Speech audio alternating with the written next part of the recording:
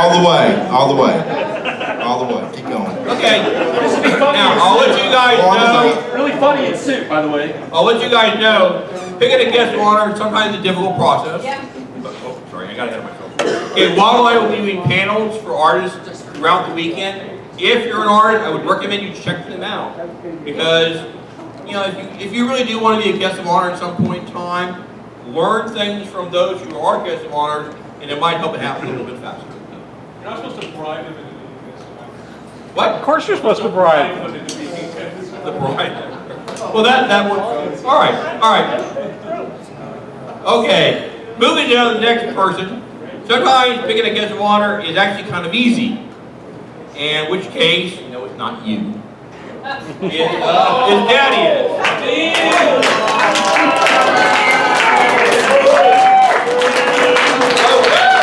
Now, if you're familiar with Daddy is, we have a lot of great DJs, but then there's that DJ who's that one step further. Yes. And it's Daddy is.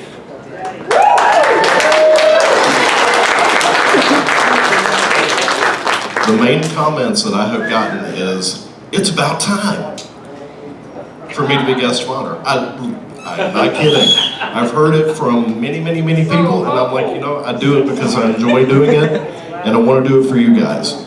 So it's not about the money, it's not about any of the stuff. The t-shirts are great. What money? I know. Wait, no. No, I'm not. That's right. Yeah, see? Took it away from me. Yeah. See, That's right. You're just helping it along. See? Yeah, I get what you say. Yeah, AV people, they just take the money away. They're the worst. They're the worst people of Furrycon. The AV people. Need new stuff. Yeah, Tiger Nick knows from. Yeah, you guys know. AV people, they're the worst. No, but I have literally done Fangcon for the past 2 years, you guys, and have gotten nothing except your involvement. And that's what actually drives me. So, I thank you.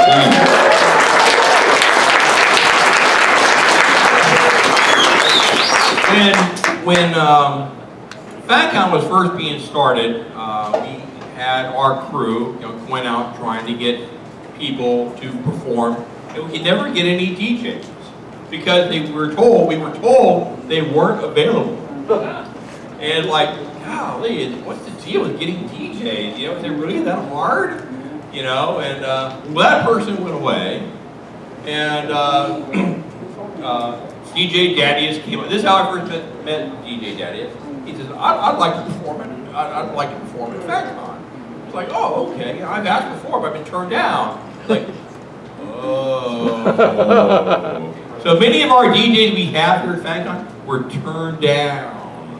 And it's like, oh, con politics. It's like, oh, staging. And, you know, I can't remember what you said. You were telling me about how you wanted to do a show, Fangcon, within a show. Okay, right. And then we're doing the show in here. Oh, it's the fursuiters. So he did his first show, and it's like, oh my God, this is great, you know, this is what we want. We want someone new. Well, we didn't get new. We have someone new to provide a new kind of show. And if there's anything you need to see, as far as dances, and I'm not disparaging other DJs, but he has a show within a show. And you're going to see something really cool as far as a dance. So, when is your dance? It'll be 9 o'clock if we are on schedule tomorrow night. All right, so. You know I love you. I have to give you grab, so. I know, right? I don't even have one. Actually, we don't have them. Yeah, Saturdays, Elizabeth, from your schedule. Yes. So, hey, Mr. Printer, can you see about if you have the files? And see if we have a Saturday somewhere. Apparently we have Friday, and then I was told we have a Sunday, but there's no Saturday. I was told it is still online, so if you guys go on the webpage, you can look at the schedule online. Yeah, If you go to Sketch, you will find. Yeah, but for some reason, the printed version. This is what I love about Sketch. It didn't send Saturday, so we sent it off the printer saying, "Oh, it's Sketch, it's dependable," and there's no Saturday. Yeah, we had some issues there at the very end. It was. Oh well. Oh yeah. I actually had it laid out, and then somebody changed it for me, and I had to do it. And so apparently I was running on fumes, and That's what she said. anyhow, pardon. Okay. Yeah. All right. It's all everybody. When you do your schedule tomorrow, blame Tiger Nick. Tiger Nick. It was Tiger Nick's fault. But for our good friend Daddius, we have the Daddius.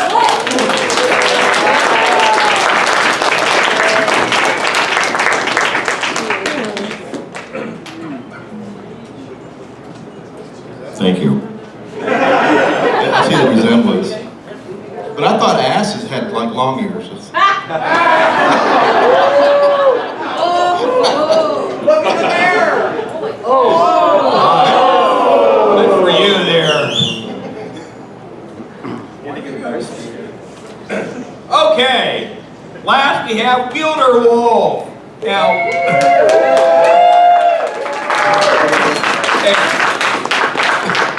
Wielder made it easy for us because he's multi-talented. He offers some things we really kind of like want. It's like Wielder is a puppeteer, and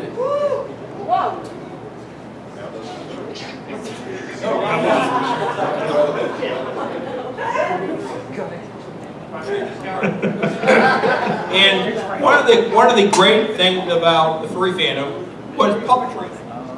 And we got puppetry going back again at the MFM, and Wielder stepped up, and he brought puppetry back into the fandom again, bringing it back in again. Now, sadly, I will have to apologize. We were not aware of who his colleague was. Is he here? He's grounded in the room right now. Oh, good. It's Happy Two Feathers. He tried to eat the housekeeper. Yeah, hopefully. This t-shirt's here. Oh, God. He's here in spirit, really. Oh, we can only wish he was here in spirit. But You want to be haunted by that is one of the things of Wielder, is it giving you the chance to experience more people in the furry fandom. Wielder is one of them. Sadly, Happy is the other one. So that's one thing about Wielder. Next thing is, he is a stand-up comedian of note. So, tell us a little bit about yourself, Nick. About the shows or just The shows. Tonight I will be having the Wielder Moment show that will be at 9 p.m. That's the stand-up / storytelling show that I do where I basically regale the audience with stories and anecdotes from my real life experiences that were traumatic as hell but somehow are funny to everybody else. And wonderful moments about like being kidnapped by dogs, nipple rage and weird things like that will make more sense when you actually hear the full stories that go with them. Show up, you'll find out all about it. So, Wielder, yeah, my voice is sounding really good now. Yeah. Finally hit puberty.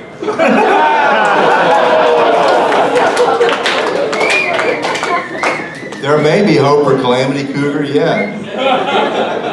I get a second chance!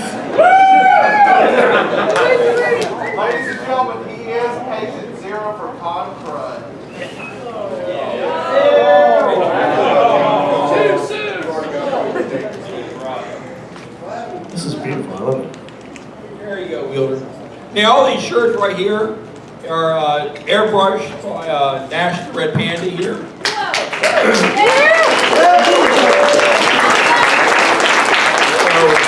let's make it look a little that way for maybe getting something airbrushed on it. All right, thank you guys. We thank you guys for being here, and we're looking forward to a great weekend. So thank you guys very much, and I will go on to introduce our next person.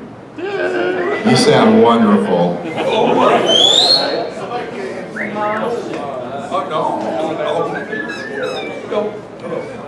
Okay. Good. Okay. Those are. Another great thing about Wielder, and this is something he does at other cons also. So, if you would, use my microphone. The Jeremy one. One of the things I like to do is I'm really fond of conventions that help support charities, and one of my favorite charities is Tiger Haven. So when I found out this year that Tiger Haven was Fangcon's charity, because this is my first time at Fangcon, I put together the usual amount of stuff to donate for the purposes of the cause, the usual donations for the auction and everything like that.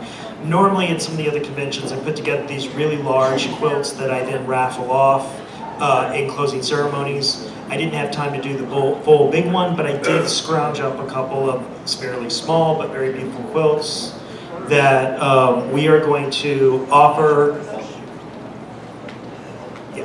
That we're going to offer for raffling in closing ceremonies. If you are interested, you can purchase a ticket in the dealer's den. The tickets will be $1 each for one, or you can get 7 tickets for $5 or 15 tickets for $10, and you can pick which one of the quilts you want to have the raffle in. It's 2 separate raffles, and these are handmade quilts, and it all goes to Tiger Haven. There will be some other stuff on the table for sale.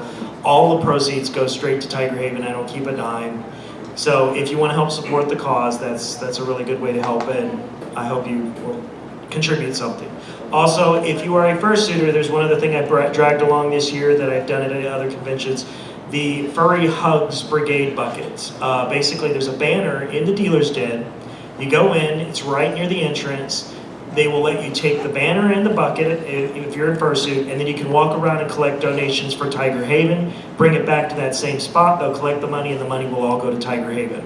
So if you're in fursuiter and you want to raise some money for a good cause, get your friends together, 2 or 3. If you see them running around, put some money in the bucket, get a photo op with them and the banner, contribute and help. Thank you.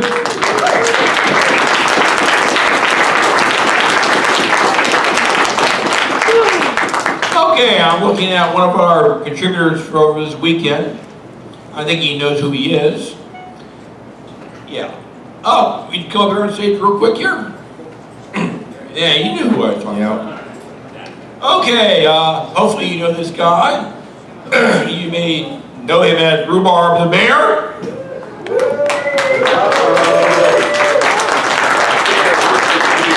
Now, you've all seen Rhubarb perform. You've seen him do his antics, as great as those are. But there's a more talented side of him. And that is the guy behind Rhubarb. I'm not going to even try to say your last name right now. Ned! Yes! And some of the things about Ned is him and Cosmic, this is a great pair of entertainers. And when we first got to meet Ned, we got to see some of the things he was doing, and we learned more about him. And we learned that he did musicals. He did Julie Bunny Must Die. Anyone? Yeah. Well, and we performed that. We performed that at Wild Nights. And he said, "Well, I have another play coming out."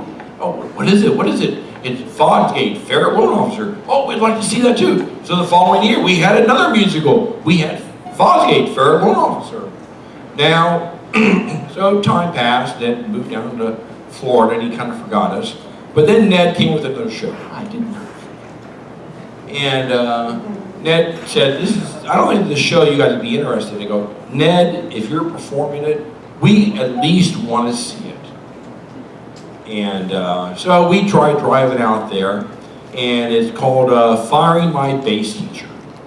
And it's like, oh, okay, I have no clue what that really means. And so we drove out to Springfield. It took 2 tries, and we got to see the show. And you tell them about the show, and then I'll finish up. Okay, I didn't mention it at first because it really is a little autobiographical slice of my life way before anything furry ever happened, and it's it's pretty much how I got to to this point through like storytelling songs and 30 musical instruments from my collection. I think like we're still at 30, which is my previous record for trundling them all onto stage was 17. I've upped it since then, and I end up playing all of them. Not at one time. Not at one time. That's a gimmick. Now, this is what I am seeing in the show when I saw it. And this is something of why I want you to see the show. I want you to come out here, because this show is very inspiring. This show is about struggle and how to overcome that struggle. It's, I think, a little bit about depression and overcoming some of that depression. So, this is the furry fandom's first solo play. And I encourage you to come here Saturday, this theater right here, and Ned will be doing his solo play, Firing My Bass T-shirt. And I'm sure you will find the same inspiration that I did.